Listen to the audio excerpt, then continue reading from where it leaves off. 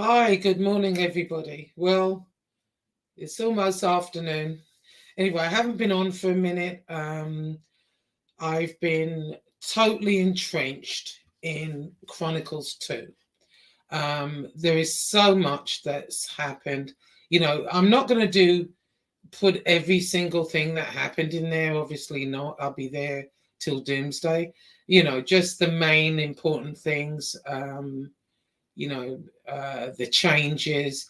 And, speaking of changes, it has really changed on here, hasn't it? I mean, really changed. You've got a lot of people now that are coming in that, I mean,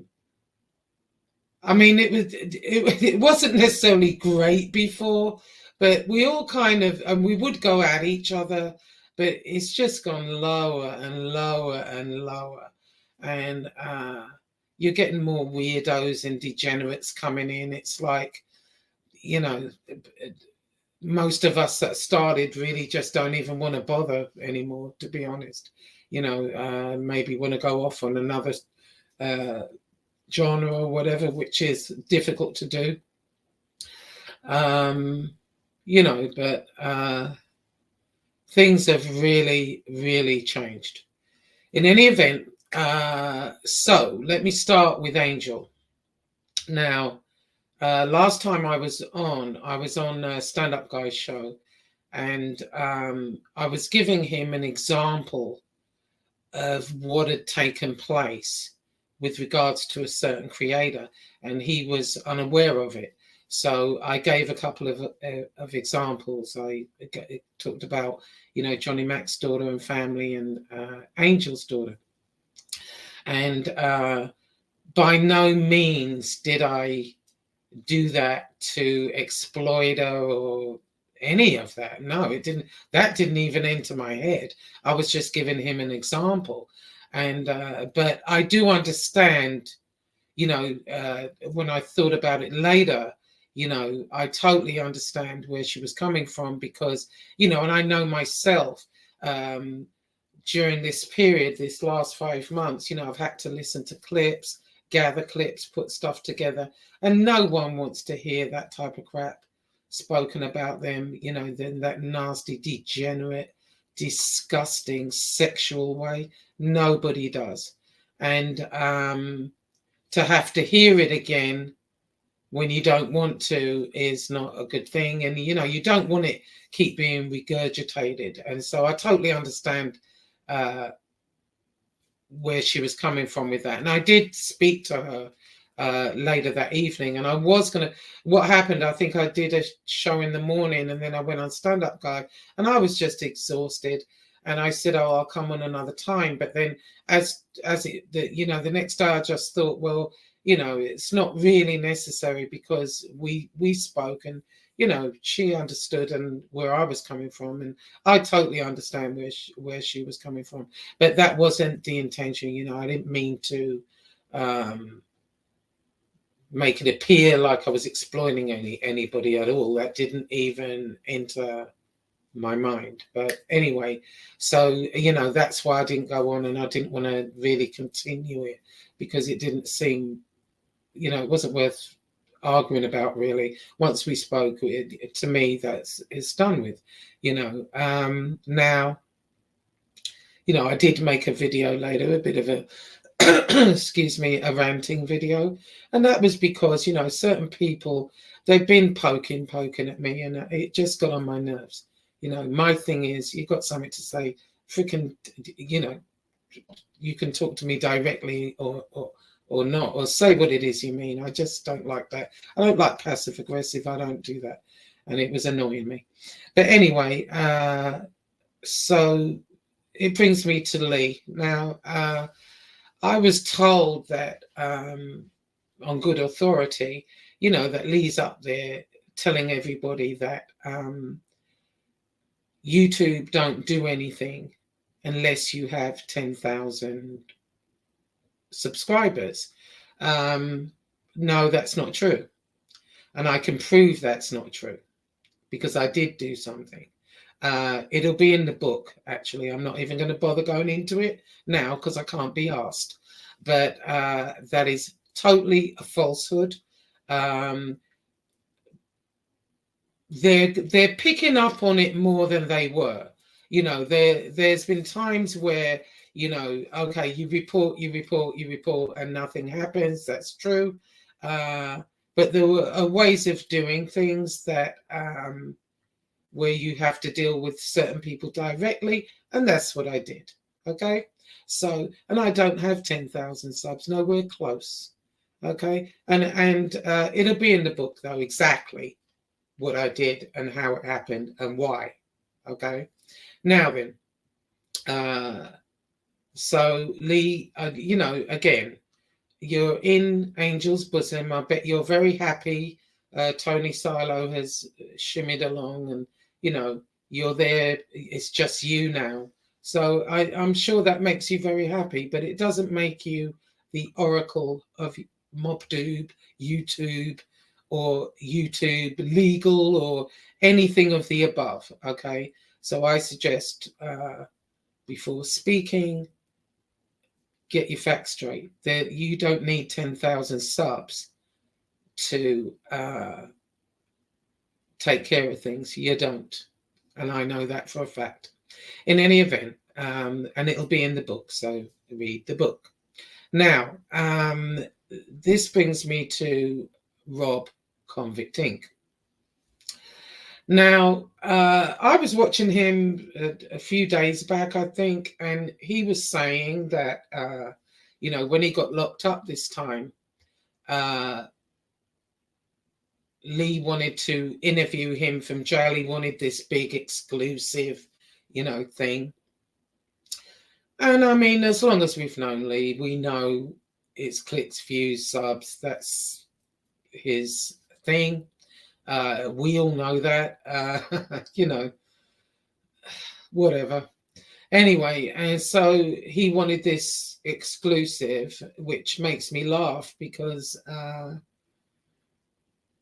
I mean, what's exclusive about it? But, you know, yeah, I mean, people were concerned for Rob and wanted, you know, wanted to see if he was okay. You know, and the main thing, I mean, my main thing was, I thought, oh, he's got to go back and do life. That's what I was thinking. But, you know, thankfully not. Thankfully not. But anyway, and he had done an interview with Lee or something, jailhouse interview over the phone. And he had asked Lee not to put it up, to wait until after his case was heard. You know, he hadn't gone before a judge yet. And Lee being Lee, of course, you know, no, he's putting it up. You know, he wants the scoop. You know, he wants to be the, you know, the one to bring, first one to bring the news, obviously. And, you know, he puts it up anyway, which I thought was wrong of him. You know, Rob said that he had promised to give him anything he needed after he'd been to court, because, and you have to think about it too. I mean, jailhouse phone calls are recorded. You know, they're listening to this crap, and that could have affected his case. And I think it was very selfish of Lee to not take that into consideration, but oh well, you know, Lee's Lee. Anyway, so I remember that call, and I remember listening to it. I listened to probably about 5 minutes and switched it off because I thought it was a load of shit. A big load of shit. All I heard was deflection. I was in New Mexico. No, I wasn't. And I was. I went to wherever for a steak. I wasn't in the field shouting, screaming his name, talking 100 miles an hour. And I just thought, this sounds like a load of shit. A load of shit. That's what that sounded like. So I switched that off. Anyway, since he's got out, now, I promise you, I've not spoken to Angel about this at all. She has not spoken to me, nothing about this particular subject, because I'm going strictly on what I've seen. And I have to admit, it's bits and pieces. I've been very busy. I'm entrenched in Chronicles too. That's my focus right now. And so I try and catch things to keep up, but I don't catch everything. But what I did catch was there was some sort of falling out with Lee, Angel, and Rob, Convict Inc. Now, from what I could tell, Rob may have said something to upset them. They said something back and whatever. So I was listening to Rob, and he's saying, well, the title of the show was Dear Angel Gotti. And Rob, if you think that was an apology, no. No. I was sitting there thinking, because what happened is he was saying on one hand that he was on the verge of losing his home. Angel, and I did know about this prior, this happened months ago, but Angel had put him into contact with someone, money exchanged hands, a good chunk of change, and Rob did pay it back within the time period, but I guess he needed something in between so he didn't lose his house and whatever. So that's what he's saying. He's saying she really helped me. If she hadn't have done, God knows where I'd be, blah, blah, blah. Then he's kind of saying, well, they talked about me. Well, I'll tell you what, Rob, I took that, and maybe I don't know how anyone else thinks, but I just thought, what an ungrateful twat. That's what I thought. I thought you were very ungrateful. It was like a betrayal to me, because I'll tell you what, if I was in a position where I was about to lose my home and somebody stepped in and helped me, I would never say a bad word about them, even if they did piss me off. I might call them and say what's up or whatever, but to get up here after, from your own mouth, she saved you, basically. It sounded to me like it was a backhanded apology. It wasn't really an apology at all. And, I wouldn't blame Angel if she jumped in her car, drove to where you are and kicked you in your nuts, because that's what you deserve.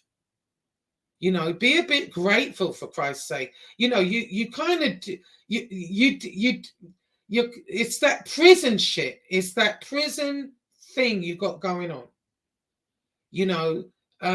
It's all,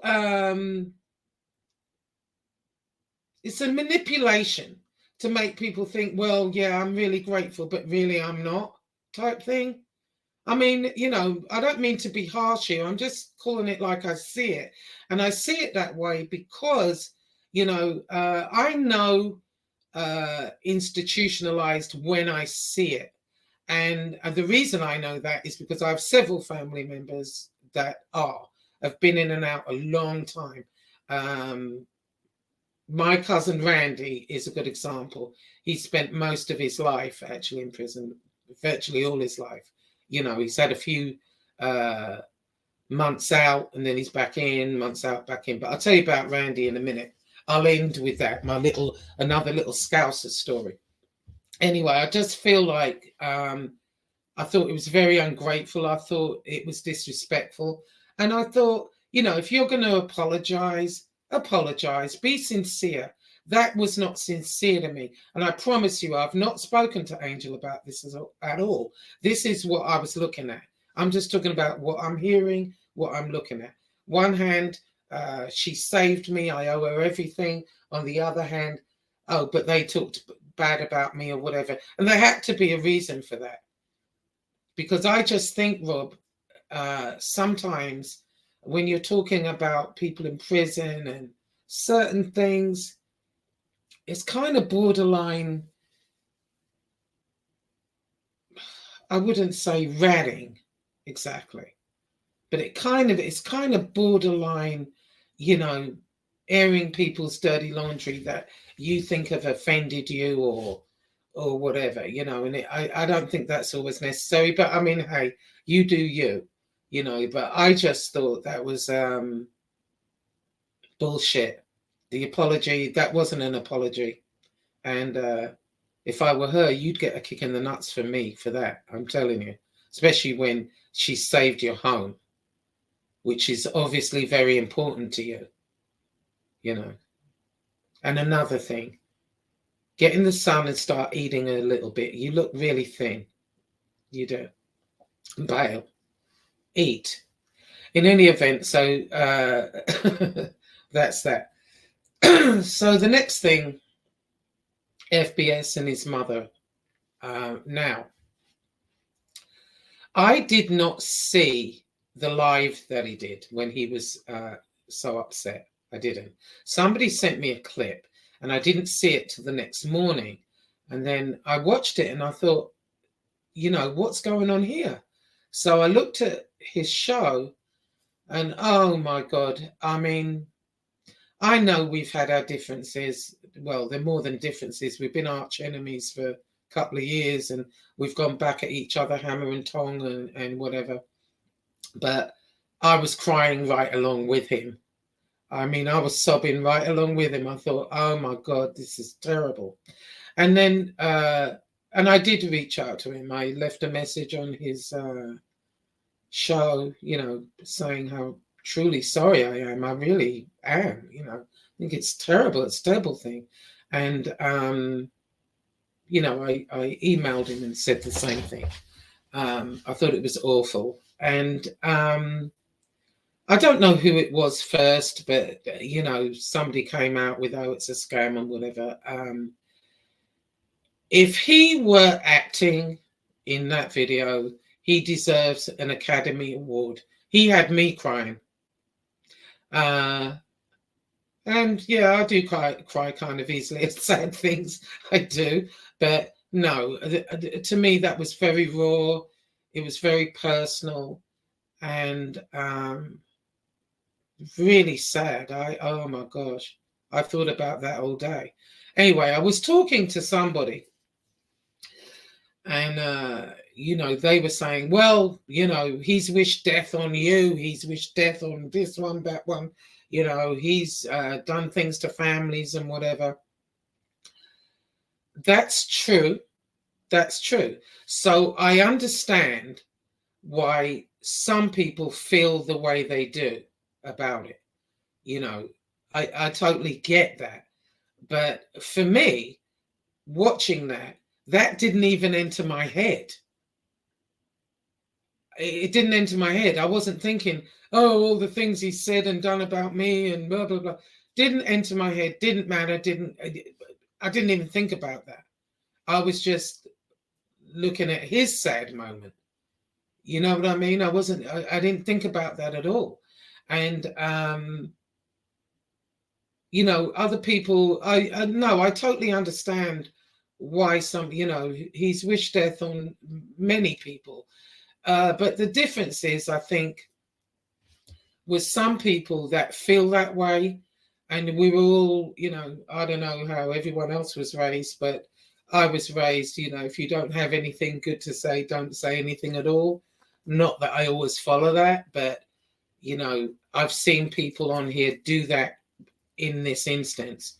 And I think that is the better way to go if you feel that way.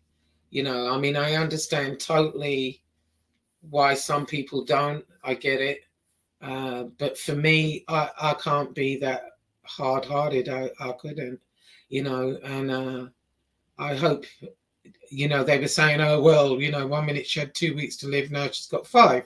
No, I mean, when you're given news like that, you are going to be looking for answers, especially as the son, you know, maybe her not so much because she's been dealing with this, you know, all her life, and maybe she's tired, maybe, you know, she's ready. You know, I heard him say that last night, and you know, the person that it's happening to, you know, you come to terms with it. You know, maybe she's come to terms with it. But he hasn't, as a son or any family member is going to be looking for things and trying to see, is there anything they can do? So I don't think that's unusual. But what I do think is ridiculous is somebody said, you should have put her on the phone, she should have come on YouTube and thanked all of the subscribers and thanked everybody for their good wishes. Hell no. What? She's not on YouTube. Number one. Two, he's thanked everybody. Why the woman's ill and you wanted to get on YouTube to talk to a bunch of wankers about thank you very much? Hell no. YouTube is probably the last thing on her freaking mind right now. And he's already thanked everybody that gave her good wishes. Oh, she's supposed to get up here when she's been given that news and fighting for her life? Oh, no, she's got to worry about a bunch of wankers on YouTube. No, I don't think so. I don't. Anyway, my perspective is it's very sad. I wish her well. I hope she does. Here's the thing. When doctors tell you 2 weeks, whatever, it doesn't necessarily mean, boom, day 14, off you go. It doesn't work that way. They can give you a guesstimate. I've seen people where they've said, you got a couple of months, that it's been a year. You can't put a time on it. So for people to expect that, that's ridiculous. Oh, 2 weeks, time's up. It doesn't work that way. So I just want to say that, oh my God, it's just totally ridiculous. But anyway, and I think it's cruel. I thought it was really cruel, some things that have been said. I do. I can't be that cruel, and I can't. No, it's just not me. But I do understand why people feel that way. But I think it's best to say nothing, as opposed to calling the woman names. I mean, oh my God, this is what I mean as to how this little community. If you look back to last year, how it's totally gone so dark and changed so much. And, we've all done our dirt. We all have. We've all talked about things we shouldn't have and said things we shouldn't have. We're all guilty of that. But I think it's only certain people that have brought it to this freaking level, for sure. But anyway, that's with that. So I was talking about people being institutionalized, and I'm not saying Rob is totally institutionalized, but he has to be to a level, to a degree. I mean, he's done a very long time in there, as well as another person on here. They've done long times. And in my personal opinion, and I've seen it with family members, they kind of get stuck. When they go in, they get stuck at that age. They don't really grow because they have to maneuver and, keep safe. There's so much going on in there. It's chaos. So I'm not saying you can't grow in there. People, they go study the law. They do, right, as Rob has. Rob has grown more than the other person, for sure. But I just think in Rob's case, it's following through because he had some brilliant ideas. I mean, he could be really successful now, and then he's just been waylaid and distracted and, other reasons, of course, come to play. So, but we're talking about, so my cousin Randy. Now Randy's in Liverpool. This is when we were in Liverpool. I was in London. Randy was in Liverpool. Anyway, I would go down to Liverpool every so often, go for the weekend. Sometimes I'd go for a week. It would depend, Anyway, my cousin Randy, I've told you about him before. I did a video on him before. Now, he'd been in prison his entire life, in and out, in and out. He did everything. He did a bit of everything. He didn't murder anyone, but he battered people, robberies. He loved the post office as well, and you name it, Randy's probably done it. And people were terrified of him, terrified. Now, it was really, really weird, because whenever I would go down there, me and my sisters and cousins, all the girls, we'd want to go out. My cousin Lola had a nightclub called Lola's, and we'd all pile over there and, dance and drink and dance and whatever. And but whenever I went down, Randy would attach himself to me like a limpet. He would follow me around, and whenever I went out, it wasn't just me, he would be protecting all of us. He'd say, I'm not letting these fucking scallies come anywhere near us, because we would always be saying, oh my God, because Randy would stand there like that, right behind us. We could all be sitting down. He's standing there like that. And people knew who he was. They were terrified of him. And it wasn't that he was a big guy. He wasn't. He was, he wasn't short. I'd say he was 6 foot, but he was worked out, because of prison. He was, but he was slightly built. He wasn't like a big old muscle man, but you could see, he kept himself in good shape, but he wasn't a big guy, but he'd stand there like that. If people were scared to ask us to dance, I mean, it was just a nightmare. But, in England anyway, we just get up and dance. We didn't give a shit.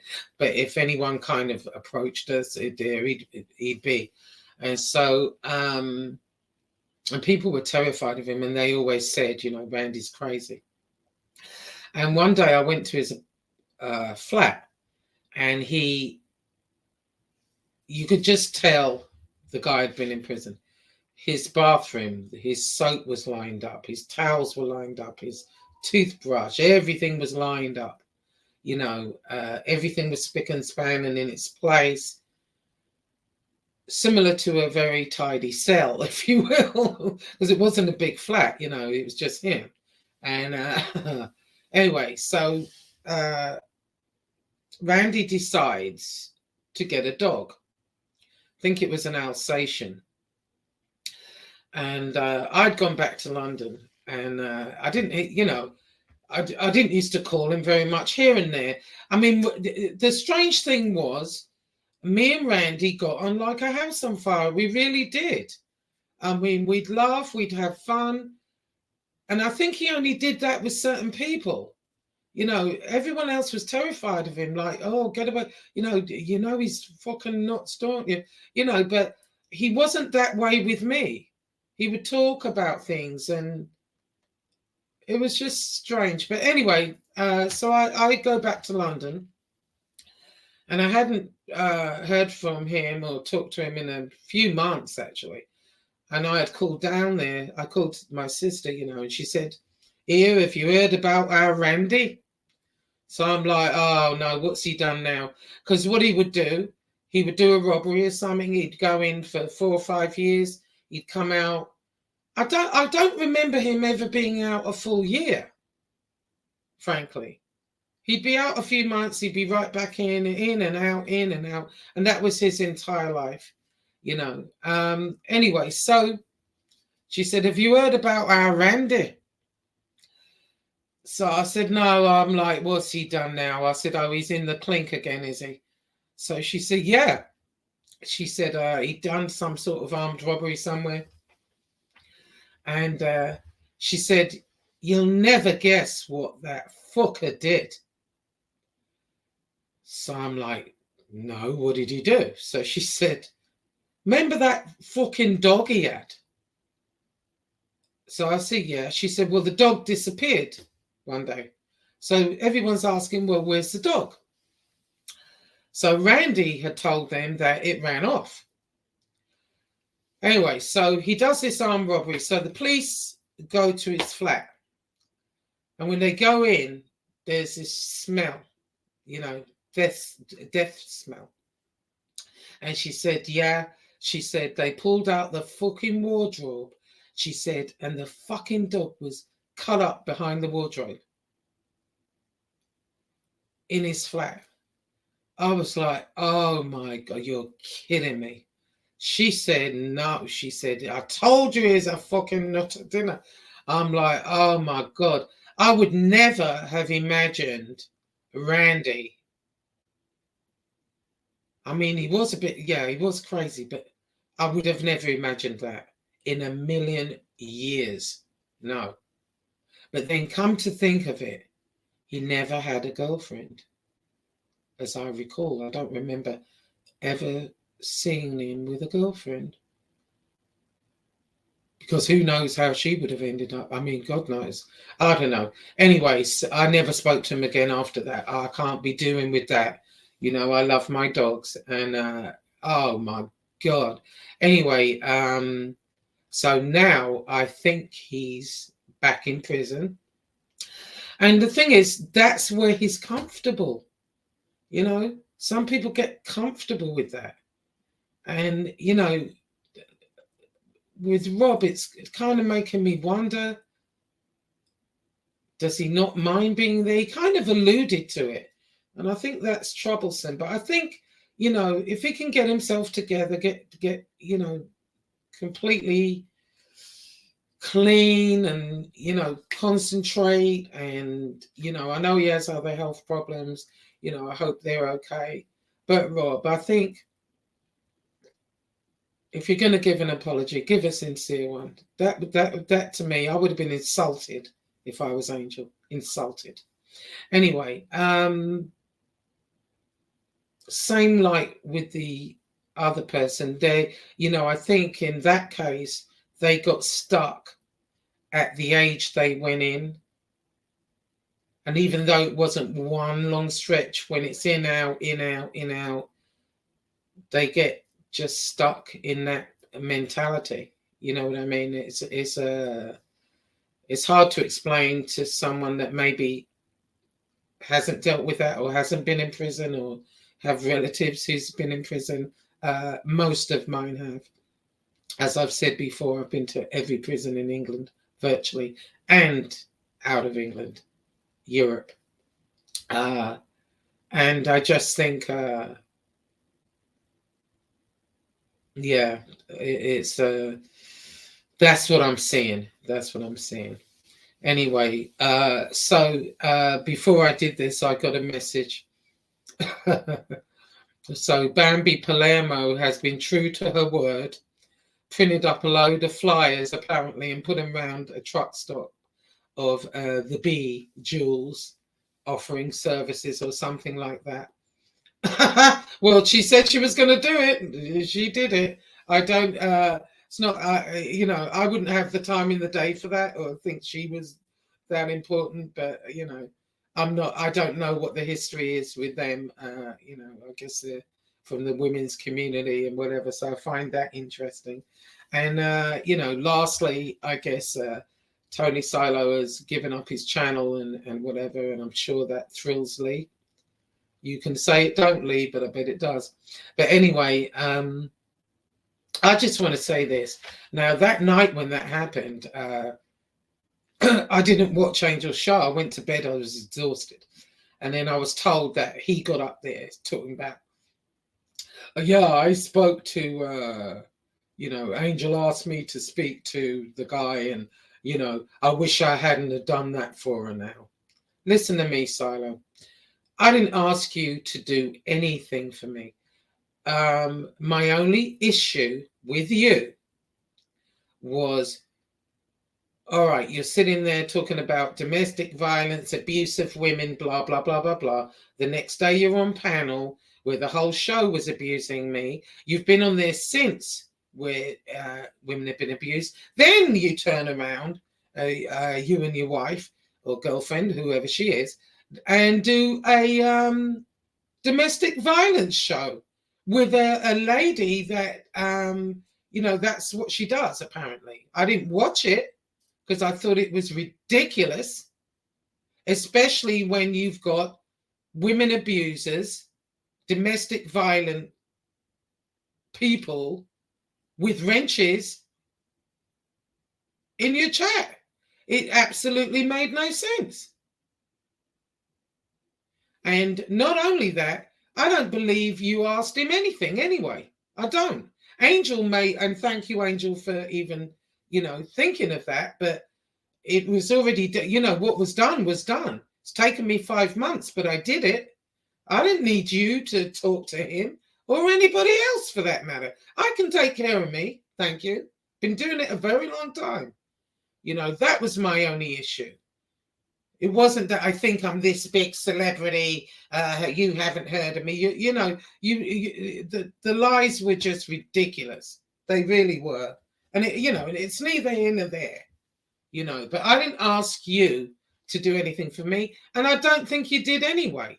You've known him a while, because even before the mall incident, you're trying to say that that's the first time you met up? No, because I believe Redzilla or somebody else put up an audio of you saying, okay, I'll be over there in a minute.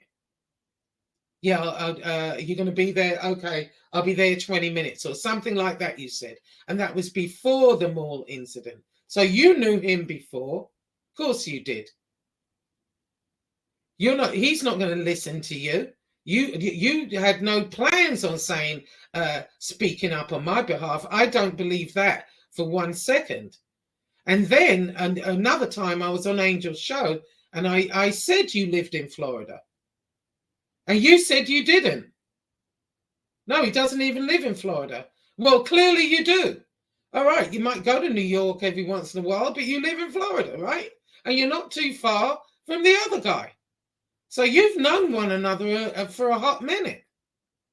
So there you go. I didn't ask you to say anything to him for me. If Angel did, thank you, Angel, but it's flogging a dead horse. I don't believe he said shit to him. Not at all. So, as far as him being on here and not being on here, I think, he is knowledgeable about boxing, because the conversation I had with him, he was talking about, Nigel Benn and some English boxers. So he is knowledgeable about that. But I think, and it probably would make a good channel. Maybe he can do like Al did, and do a rate, I'm not quite sure how Al did it.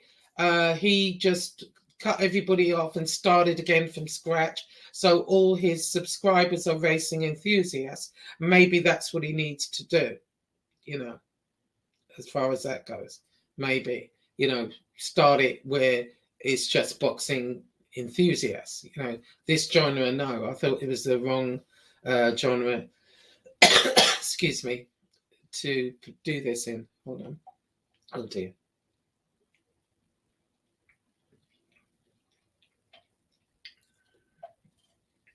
Anyway, yeah, I just wanted to clear that up. I wish I hadn't done that for her now. You didn't do shit for me. I don't believe you even said anything to him at all. If you did, it was probably disparaging, calling me names. That's probably what that was. So anyway, so that's it for me for now. I think I've covered everything I wanted to talk about. As I said, I'm entrenched in Chronicles 2. And, I'm trying to watch and whatever. So maybe I'll do this here and there. And that's about it. But I'll let you know how Chronicles 2 is going on. In Stand Up Guy, by the way, I heard you say, nobody could even write this. I am writing it, trust and believe. Somebody can write it, and it's going to be me. In fact, I am writing it. Okay? So just so you know that. And what happened to Stand Up Guy anyway? I haven't seen him in a minute. Did his channel get taken down or struck or something? I don't know. I don't know. Anyway, take care, everyone. Talk to you all soon. Bye-bye.